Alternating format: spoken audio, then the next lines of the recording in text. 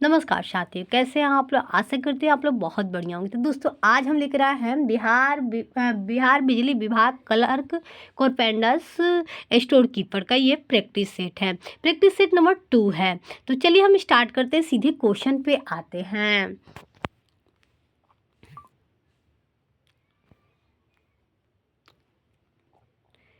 यहाँ पे क्वेश्चन दे रहे हैं कि धर्मनिरपेक्ष शब्द को किस संवैधानिक संशोधन अधिनियम द्वारा भारत के संविधान के प्रस्तावना में जोड़ा गया था। तो ये हो जाएगा 42वां संविधान संशोधन अधिनियम 1976 के तहत। चलिए नेक्स्ट क्वेश्चन पे आते हैं। यहाँ पे कि संविधान अवज्ञा आंदोलन के संबंध में निम्नलिखित कौन सा कथन गलत है। तो कौन सा कथन गलत है बताइए दोस्तों आप लोग। तो ये हो जाएगा आपका, तो ये इसका आंसर हो जाएगा दोस्तों आपका 5 मई 1930 को गांधी जी की गिरफ्तारी के साथ यह आंदोलन समाप्त हो गया था। आइए हम नेक्स्ट क्वेश्चन पे चलते हैं। यहाँ पे निम्नलिखित में से किस भवन के डिजाइन की FW स्टीवंस द्वारा तैयार की गई थी। तो ये हो जाएगा आपका छत्रपति शिवाजी टर्मिनेशन द्वारा। चलिए नेक्स्ट क्वेश्चन पे हम आते हैं। निकट में से कौन सा युद्ध 16वीं शताब्दी की ईस्वी से लड़ा गया था। ये हो जाएगा पानीपत के प्रथम युद्ध से। अब नेक्स्ट क्वेश्चन पे आ रहे हैं कि निम्नलिखित में से कौन सा पुरस्कार बिरला फाउंडेशन द्वारा प्रदान किया जाता है। तो ये हो जाएगा व्यास सम्मान। ठीक है, नेक्स्ट क्वेश्चन पे हम आते हैं दोस्तों यहाँ पे कि माधव गाडगिल पैनल के पर्यावरण से संबंधित है। किससे संबंधित है। तो ये हो जाएगा पश्चिमी घाट से। आइए हम नेक्स्ट क्वेश्चन पे चलते हैं यहाँ पे कि भारतीय ध्वज संहिता के अनुसार राष्ट्रीय ध्वज की लंबाई और ऊंचाई के अनुपात क्या होगा। तो ये हो जाएगा 3:2। चलिए नेक्स्ट क्वेश्चन पे हम आते हैं यहाँ पे कि लाइफ ऑफ पाई नामक उपन्यास के लेखक लेखिका निम्न से कौन है। तो ये हो जाएगा यान मटेल। ठीक है, नेक्स्ट क्वेश्चन पे हम आते हैं दोस्तों यहाँ पे कि भारत में एंजल कर किससे संबंधित है। तो किससे है। तो ये हो जाएगा स्टार्ट अप से। चलिए नेक्स्ट क्वेश्चन पे हम आते हैं यहाँ पे कि भारत के नृत्य शैलियों के संदर्भ में निम्नलिखित में से कौन सा युग्म सही नहीं है। तो ये हो जाएगा आपका गुम्मीरा कर्नाटक। नेक्स्ट क्वेश्चन पे हम आते हैं। नेक्स्ट क्वेश्चन पे आ गया कि मुगलों के घरेलू जीवन के संदर्भ में संदर्भ करने के लिए निम्नलिखित में से किस शब्द का उपयोग किया जाता है। तो ये हो जाएगा आपका हरम का। चलिए नेक्स्ट क्वेश्चन पे हम आते हैं यहाँ पे कि निम्नलिखित में से कौन सा शहर विजयनगर साम्राज्य की राजधानी था। तो चंद्रगिरी हो जाएगा, इसका आंसर सी हो जाएगा। आइए हम नेक्स्ट क्वेश्चन पे आते हैं। अरविदा शब्द निम्नलिखित में से किससे संबंधित है। तो ये हो जाएगा आपका ओलिवे रिडले कछुआ से। चलिए नेक्स्ट क्वेश्चन पे हम आते हैं यहाँ पे तापी नदी निम्नलिखित में से किस राज्य में प्रवाहित नहीं होती है। तो ये हो जाएगा राजस्थान से। अब हम नेक्स्ट क्वेश्चन पे हम आते हैं यहाँ पे कि हवा में गर्म किए जाने पर सिंदूर किसके साथ ऑक्साइड में परिवर्तित हो जाता है। तो ये हो जाएगा मरकरी से। चलिए नेक्स्ट क्वेश्चन पे हम आते हैं यहाँ पे कि लोकसभा के अधिनियमों के अंतर्गत सदन के नेता का अर्थ मतलब किससे है। तो किससे है। तो ये हो जाएगा आपका प्रधानमंत्री से, यदि वह लोकसभा का सदस्य हो तो। चलिए अब नेक्स्ट क्वेश्चन पे हम आते हैं यहाँ पे कि महत्वपूर्ण संयुक्त सैन्य अभ्यास के संदर्भ में निम्नलिखित से कौन सा युग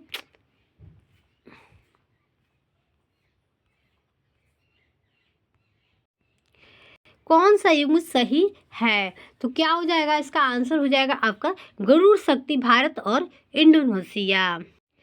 अब हम नेक्स्ट क्वेश्चन पे आते हैं कि भारत की पनबिजली परियोजना के संदर्भ में निम्नलिखित में से कौन सा युग सही है। तो ये हो जाएगा आपका कटेश्वर परियोजना उत्तराखंड। चलिए हम नेक्स्ट क्वेश्चन पे चलते हैं। यहाँ पे निम्नलिखित में से कौन सा एक शैव संप्रदाय नहीं है। तो ये हो जाएगा आपका पंचरात्र।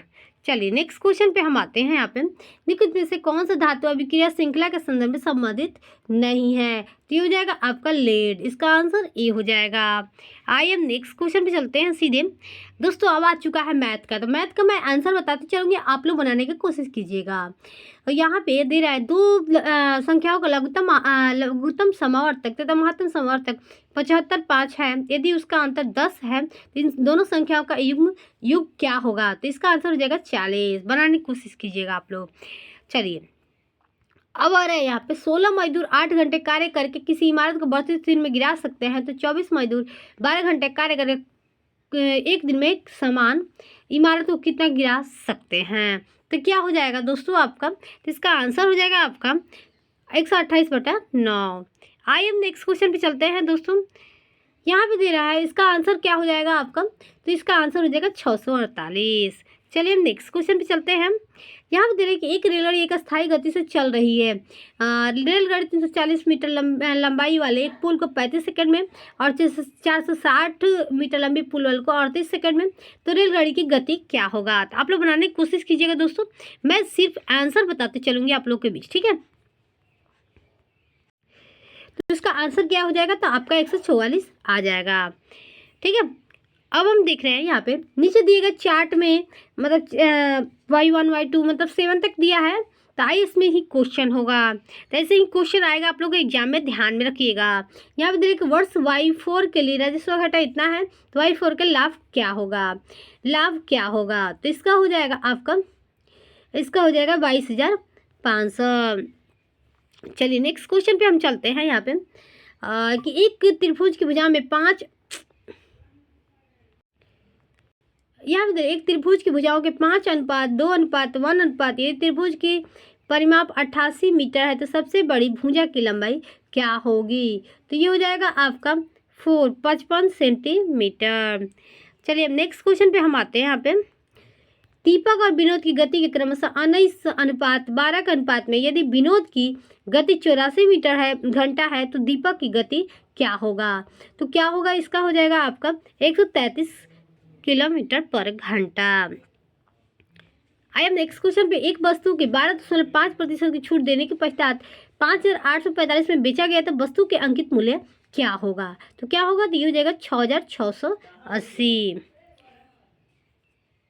अब हम नेक्स्ट पे आ रहे हैं कि 12,500 की एक राशि साधारण ब्याज की दर से टी वर्षों में 5,625 का ब्याज देती है। यदि वार्षिक ब्याज पर 7.5% हो, तो टी का मान क्या होगा, तो टी का मान क्या होगा, तो ये हो जाएगा आपका 6 वर्ष। अब हम नेक्स्ट क्वेश्चन पे आ रहे हैं। यदि एक्स वाई 30 से कम है, 30% से कम है, जेड एक्स से 50% कम है, तो जेड वाई से कितना प्रतिशत कम होगा, तो ये हो जाएगा आपका 65%। आइए हम नेक्स्ट क्वेश्चन पे चलते हैं। यहाँ पे कि यदि धीरज 100 मीटर चौड़ी सड़क को 25 सेकंड में पार कर सकता है, तो धीरज की गति क्या होगा, तो ये हो जाएगा 4 मीटर पर सेकेंड। अब यहाँ आ रहा है कि नीचे दिए गए पाई चार्ट एक देश के 7 राज्यों द्वारा प्राप्त वार्षिक बर्फबारी को दर्शाता है, तो बर्फबारी के देश के कुल वार्षिक बर्फबारी के प्रतिशत के रूप में दर्शाया गया है, तो क्या हो जाएगा इसका आंसर, तो यहाँ पे होगा आपका क्या हो जाएगा, यदि देश द्वारा प्राप्त वार्षिक बर्फबारी 7 मीटर है, तो इस 5 द्वारा मासिक बर्फबारी क्या होगा, तो क्या हो जाएगा दोस्तों, तो ये हो जाएगा आपका 7 सेंटीमीटर। चलिए अब हम इसको देखते हैं। इसको बनाना हुआ है, कैसे बनाना है, पहले भाग का क्रिया होगा, तो पहले तो ये कोष्ठ वाला क्रिया होता है, आप लोग को पता होगा, फिर भाग का क्रिया होगा, फिर प्लस की क्रिया होगा, है ना, उसके बाद माइनस की क्रिया होगा। तो आप लोग बनाने की कोशिश कीजिए, इसका आंसर हो जाएगा 13/100। आइए हम नेक्स्ट क्वेश्चन पे चलते हैं। यहाँ पे दे रहा है कि यदि रोहित अकेला एक कार्य का 1/4 32 दिन में पूरा कर सकता है, तो रोहित संपूर्ण कार्य को कितना दिन में पूरा कर सकता है, तो हो जाएगा 128 दिन। अब हम नेक्स्ट क्वेश्चन पे आ चुके हैं। यहाँ पे एक राशि चक्रवृद्धि ब्याज की दर से 7 वर्षों में 8 गुना हो जाती है, तो ब्याज के संयोजन वार्षिक किया गया है, तो कितने वर्षों में 100 का 4,096 गुना हो जाएगी, तो क्या होगा, तो ये हो जाएगा 28, ठीक है, इसका आंसर 1 हो जाएगा। नेक्स्ट क्वेश्चन पे आ रहा है, सप्ताह के पहले 2 दिन के लिए शहर ए की औसत 105 है, अगले 3 दिनों के लिए 84 है, सप्ताह के 2 दिनों के लिए 49 है, और शहर के बी के लिए कुल वर्षा जितना वो 455 है, तो दोनों शहर की मिलाकर औसत दैनिक वर्षा क्या होगा, क्या होगा, आप लोग बताइए, कमेंट करके बताइए कि आप लोगों को मतलब क्या होगा। तो इसका आंसर हो जाएगा दोस्तों 145, इसका आंसर ए हो जाएगा। आइए हम नेक्स्ट क्वेश्चन पे चलते हैं। यहाँ पे कि यदि एक वस्तु का क्रय मूल्य 1240 है तथा हानि 32% क्या है, तो वस्तु का विक्रय मूल्य क्या होगा? बहुत इजी है, बनाने की कोशिश कीजिएगा। तो ये हो जाएगा आपका आंसर सी। ठीक है, चलिए नेक्स्ट क्वेश्चन पे चलते हैं दोस्तों। यहाँ पे दे रहे कि एक लंबीकृत शंकु की ऊंचाई 28 सेंटीमीटर है, इसके आधार का व्यास 42 सेंटीमीटर है, तो शंकु का वर्ग पृष्ठीय क्षेत्रफल क्या होगा?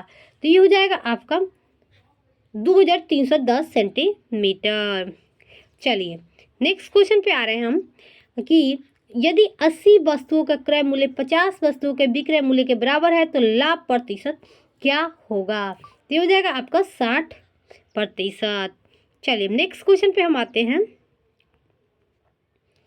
एक लंबीकृत शंकु का आयतन उस लंबीकृत बेलन के बराबर है जिसकी ऊंचाई 48 सेंटीमीटर है तथा उसके आधार पर व्यास 20 सेंटीमीटर है। यदि शंकु की ऊंचाई 16 मीटर है तो उसके आधार पर व्यास क्या होगा? तो इसका व्यास क्या होगा आइए हम समझ लेते हैं। ये हो जाएगा आपका 60 सेंटीमीटर। दोस्तों इसमें हिंदी भी पूछेगा, मैथ भी पूछेगा, रीजनिंग भी पूछेगा, सारा सब्जेक्ट, तो मैं सारा सब्जेक्ट करवाऊंगी, आप धैर्य बनाए रखें। अब हम आ चुके हैं, उपयुक्त विकल्प चुनकर वाक्य में रिक्त स्थान को पूर्ति कीजिए। तो ये हो जाएगा आपका खचाखच, इसका आंसर डी हो जाएगा। रामलीला मैदान में दर्शकों से क्या हुआ है? तो सटासट भर नहीं, लबालब नहीं, टकाटक नहीं, खचाखच भरा हुआ है। तो ये बहुत ईजी है, आप लोग बना लीजिएगा। नेक्स्ट क्वेश्चन पे आ रहा है कि निम्नलिखित वाक्य में से प्रथम अंश संख्या 1 के रूप में दिया गया, तो शेष अंशों के क्रमानुसार व्यवस्थित विकल्प का चयन करें। तो ये हो जाएगा आपका प्राचीन परंपरा के अनुसार। आइए हम नेक्स्ट क्वेश्चन पे चलते हैं। सॉरी, यहाँ पे हो जाएगा ग ख घ क। ठीक है, अब हम नेक्स्ट पे आ रहे हैं। उपयुक्त शब्द का चयन करके वाक्य के अधिक स्थान का पूर्ति करें। मैं निरंतर कार्य करने का क्या करें? अभ्यासक कर रहा हूँ, अभ्यासक कर रहा हूँ, अभ्यस्त कर रहा हूँ, अभ्यासी कर रहा हूँ, क्या होगा दोस्तों आप लोग बताइए? तो ये इसका आंसर हो जाएगा अभ्यस्त कर रहा हूँ। ठीक है, चलिए अब हमारे शराब पीकर तूने धर्मात्मा पिता के नाम कलंक लगा दिया, वाक्य के रेखांकित अंश को प्रतिस्थापित करने के लिए सर्वाधिक उचित विकल्प कौन सा होगा? तो कौन सा होगा यहाँ पे? तो ये हो जाएगा आपका बट्टा, इसका आंसर ए हो जाएगा। चलिए नेक्स्ट क्वेश्चन पे हम आते हैं। यहाँ पे निम्नलिखित में से उचित क्रम में व्यवस्थित वाक्य का चयन करें। तो चयन करें तो क्या हो जाएगा? तो हो जाएगा मनुष्य के विचार को पूर्णतः प्रकट करने वाले पद समूह के वाक्य कहते हैं। इसका आंसर ए हो जाएगा।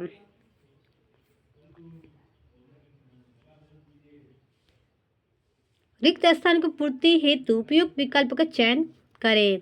तो हो जाएगा आपका गोली लगने से कारण सौनिक रात भर कराहता रहा, मतलब पीड़ा से। इसका आंसर बी हो जाएगा। नेक्स्ट क्वेश्चन पर निम्नलिखित वाक्य में पदों की क्रम की अवस्थित है तो उचित क्रम में व्यवस्थित का विकल्प का चयन करें। तो ये हो जाएगा आपका यहाँ पे एक त्याग, उत्सर्ग, आदर्श, भारतीय, तो क्या हत्या क्या है? तो इसका आंसर क्या हो जाएगा दोस्तों आपका?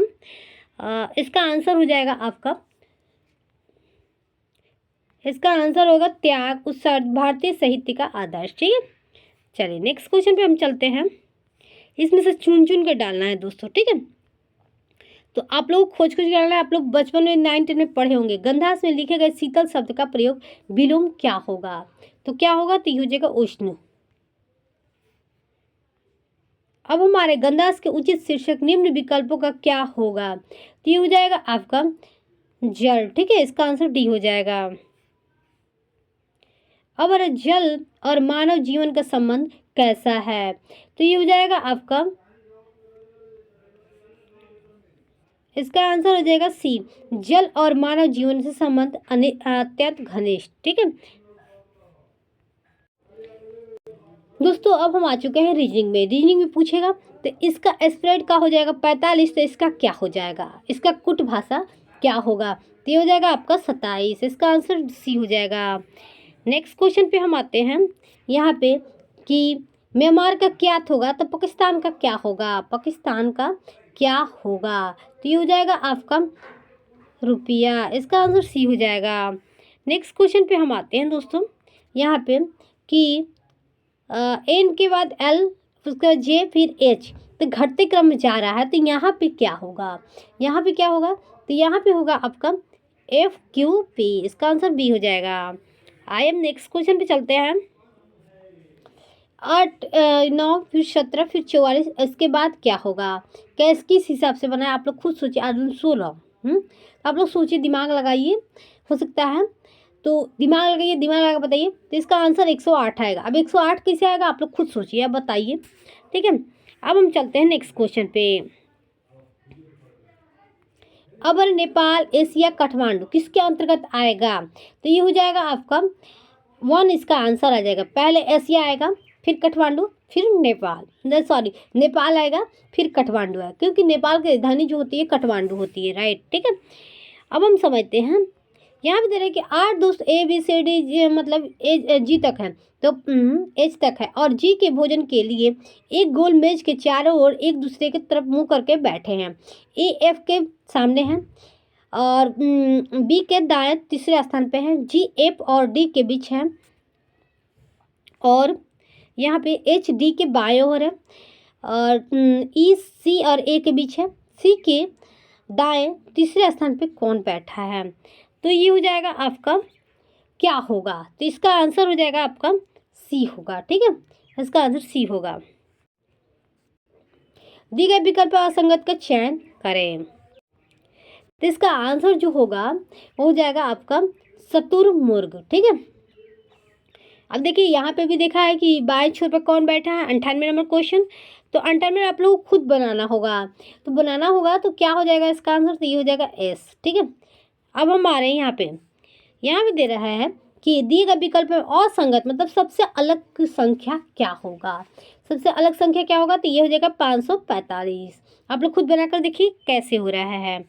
अब नेक्स्ट क्वेश्चन पे हमारे दिए गए संगत मतलब सबसे अलग, तो एल के बाद एच होगा ना, आएगा बी के बाद एफ होगा, ठीक है, बी के बाद सी डी ई एफ 4 होगा, फिर यहाँ पे डी के बाद ई, डी के बाद ई हो जाएगा, जे के बाद जे पी, जी के बाद K L M N O P, अगर सबसे घटते क्रम तो क्या हो जाएगा, तो इसका आंसर हो जाएगा डी।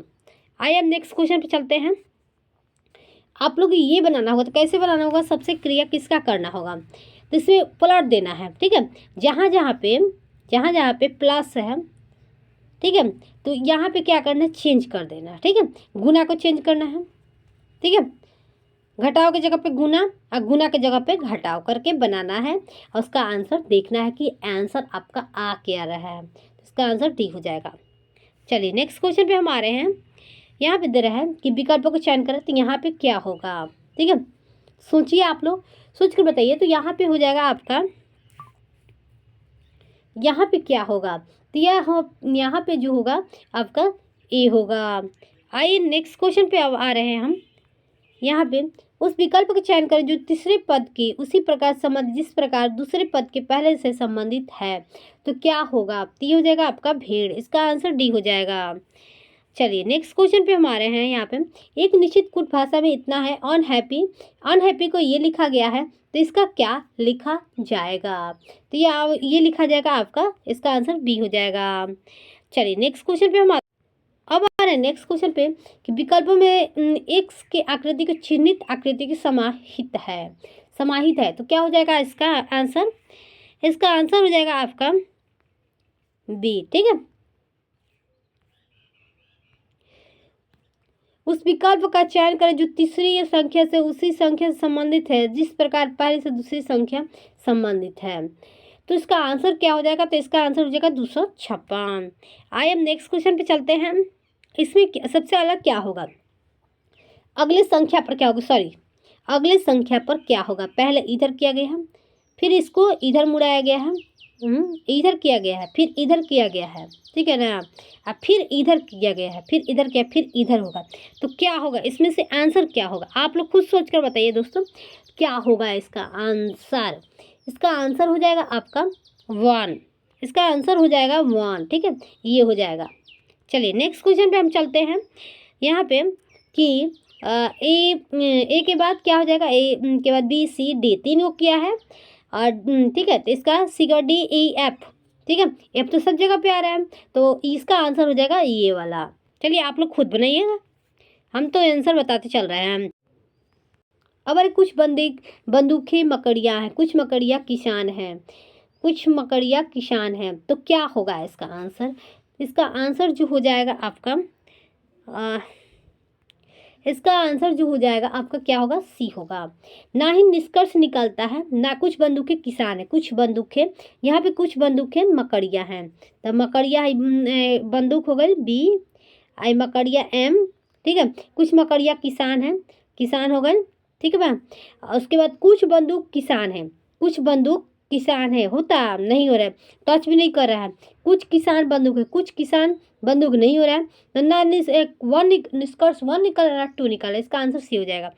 आइए हम नेक्स्ट क्वेश्चन पे चलते हैं, ये काफ़ी बड़ा है, ठीक है। अब यहाँ पे आ रहा है इंग्लिश का क्वेश्चन, इसका क्या होगा, ठीक है, तो इसका आंसर हो जाएगा आपका नॉइस ईयर, ठीक है। आइए हम नेक्स्ट क्वेश्चन पे चलते हैं।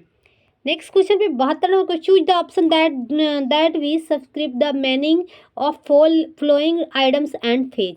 वी वेंट ब्लैंकेट के क्या हो जाएगा?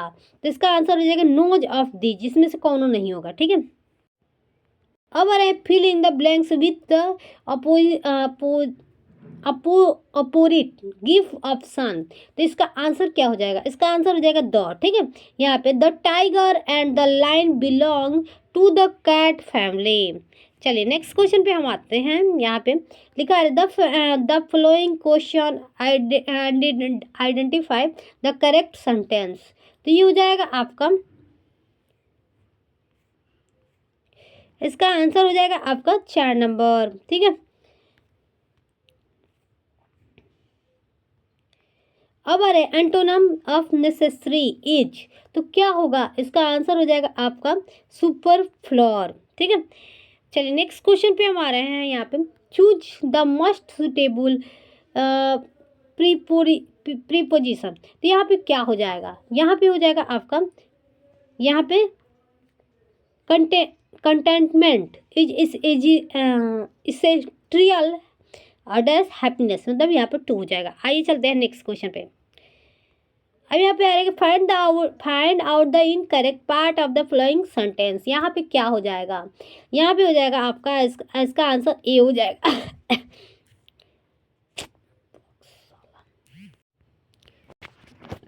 अब यहाँ पे हो गया find out the incorrect part of the following sentence, मतलब कौन सा कंटेंट सही है, तो इससे हो जाएगा, इसका आंसर क्या हो जाएगा? इसका आंसर डी हो जाएगा, ठीक है, ये हो जाएगा।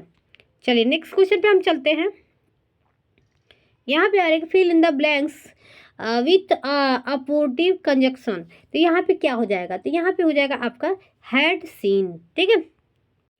नेक्स्ट क्वेश्चन पे आ रहा है कि find the synonym of recover, recover का क्या होगा? तो इसका आंसर हो जाएगा हेल, ठीक है। चलिए नेक्स्ट क्वेश्चन पे हम आते हैं, यहाँ पे यहाँ पे आ रहा है कि MS एक्सेल 2010 में रिबन बार में टैब में ऑन हाइड विकल्प मौजूद होता है, कहाँ पे ऑन हाइड का विकल्प मौजूद होता है? तो आप लोग बताइए कहाँ पे होता है? तो ये हो जाएगा आपका व्यू में रहता है, वहाँ पे ऑन हाइड का ऑप्शन छिपा होता है। आइए हम नेक्स्ट क्वेश्चन पे चलते हैं, यहाँ पे MS वर्ड 2010 में यदि आप किसी टेबल के भीतर टैब की दबाते हैं तो कर्सर टेबल के की अगले कहाँ पे चला जाता है? तो ये चला जाता है आपका सेल में। चलिए नेक्स्ट क्वेश्चन पे हम आते हैं दोस्तों, यहाँ पे निम्नलिखित में से कौन सा इफेक्ट MS वर्ड 2010 के फंड डायलॉग बॉक्स में उपलब्ध नहीं है?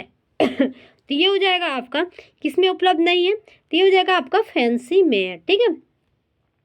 चलिए नेक्स्ट क्वेश्चन पर आते हैं हम, निम्नलिखित में से कौन सा कीबोर्ड शॉर्टकट क्रोमो ब्राउजर में वर्तमान पेज के लिए गैर संपादक योग्य टेबल HTML सोर्स कोड प्रदर्शित करने के लिए उपयोग किया जाता है? तो किसमें किया जाता है दोस्तों? तो ये हो जाएगा आपका, इसका आंसर हो जाएगा आपका कंट्रोल के साथ U, ठीक है। चलिए नेक्स्ट क्वेश्चन पे हम आते हैं दोस्तों, यहाँ पे निम्नलिखित में से किस प्रकार के इंटरनेट सर्विस के लिए केबल या फोन की लाइन की आवश्यकता नहीं होती है? तो ये हो जाएगा आपका, इसका आंसर हो जाएगा सैटेलाइट। चलिए नेक्स्ट क्वेश्चन पे हम चलते हैं। क्वेश्चन पे हम आते हैं, एमएस वर्ड 2010 में कितने से कौन सा फीचर किसी डॉक्यूमेंट से चयनित टेक्स्ट में एक सीधी रेखा खींचने के लिए किया जाता है? सीधी रेखा खींचने के लिए क्या आता है? ये हो जाएगा स्ट्राइक थ्रू। ठीक है, आई एम नेक्स्ट क्वेश्चन पे हम चलते हैं। यहाँ पे कि पैराग्राफ डबल स्पेसिंग अप्लाई करने के लिए एमएस वर्ड 2010 में निकटतम से किस शॉर्टकट की का प्रयोग किया जाता है? तो ये हो जाएगा कंट्रोल के साथ 2। ठीक है, चलिए नेक्स्ट क्वेश्चन पे हम आते हैं। यहाँ पे एमएस एक्सेल 2010 में पिछली सीट पर जाने के लिए किस शॉर्टकट की का प्रयोग किया जाता है? तो ये हो जाएगा आपका, ये क्या आता है आपका कंट्रोल के साथ पेज सेटअप का। चलिए नेक्स्ट क्वेश्चन पे हम आते हैं। यहाँ पे निकट में से कौन सा एक वैध ईमेल एड्रेस है? तो ईमेल एड्रेस है, तो ये हो जाएगा myschoolgmail@gmail.com। मतलब ये गलत है, गलत कहीं खोजना है क्योंकि उसमें 1-2 नंबर जरूर रहेगा। चलिए नेक्स्ट क्वेश्चन पे हम आते हैं कि एमएस एक्सेल 2010 में EXACT0 फंक्शन के समय में कौन सा कथन पे विचार करना है? तो ये हो जाएगा आपका कथन हो जाएगा आपका 4 हो जाएगा, P और R। ठीक है, अब हमारे क्रोमो ब्राउजर में वेब ब्राउजर के सोर्स कोड देखने के लिए कितने से किस कीबोर्ड शॉर्टकट का प्रयोग किया जाता है? तो ये हो जाएगा आपका कंट्रोल के साथ U। ठीक है, चलिए नेक्स्ट क्वेश्चन पे हम चलते हैं। यहाँ पे एमएस एक्सेल वर्कशीट में B5 सेल को सिलेक्ट करने के बाद शिफ्ट की का दबाने और G9 सेल पर क्लिक करने के कुल कितने सेल सिलेक्ट किए जाएंगे? तो ये हो जाएगा आपका 30। ठीक है, अब आ रहे हैं हम नेक्स्ट एमएस वर्ड के संबंध में कितने से कौन सा कथन असत्य है? तो कौन सा कथन असत्य है? तो ये हो जाएगा डॉक्यूमेंट्स फाइल में हेडर और फुटर दोनों नहीं हो सकते हैं। चलिए नेक्स्ट क्वेश्चन पे हम आते हैं। यहाँ पे एमएस एक्सेल वर्कबुक में पहली वर्कशीट डिफॉल्ट के नाम से क्या होता है? तो क्या होता है? तो ये हो जाएगा आपका शीट 1। ठीक है, एमएस वर्ड डॉक्यूमेंट्स के अंत तक जाने के लिए निकट से किस कीबोर्ड का शॉर्टकट उपयोग किया जाता है? तो ये हो जाएगा आपका कंट्रोल के साथ एंड। ठीक है, अब हमारे नेक्स्ट क्वेश्चन में W3C का पूर्ण रूप क्या होगा? तो ये हो जाएगा वर्ल्ड वाइड वेब कंस्यूरम। ठीक है, चलिए नेक्स्ट क्वेश्चन पे हम आते हैं दोस्तों। अब निम्नलिखित में एमएस एक्सेल फार्मूला का परिणाम क्या होगा? तो ये हो जाएगा आपका 1। ठीक है, अब यहाँ पे आ रहा है कि .docx फाइल एक्सटेंशन कितने से किसमें सबसे पहले परिचित किया गया था? तो ये हो जाएगा आपका 3 एमएस वर्ड 2007। ठीक है, अब आ रहा है कितने से कथन सत्य है या असत्य? स्पष्ट कीजिए। तो इसका हो जाएगा आपका D 1 सत्य और 2 सत्य। ठीक है, चलिए नेक्स्ट क्वेश्चन पे हम आते हैं। ईमेल एड्रेस के बारे में कितने से कौन सा कथन सत्य है? ये हो जाएगा आपका B, ईमेल में CC फील्ड खाली हो सकती है। तो दोस्तों आप लोग का प्रैक्टिस सेट यहीं पे समाप्त होता है। ठीक है, तो फिर मिलते हैं हम नेक्स्ट प्रैक्टिस सेट में, तब तक के लिए बाय।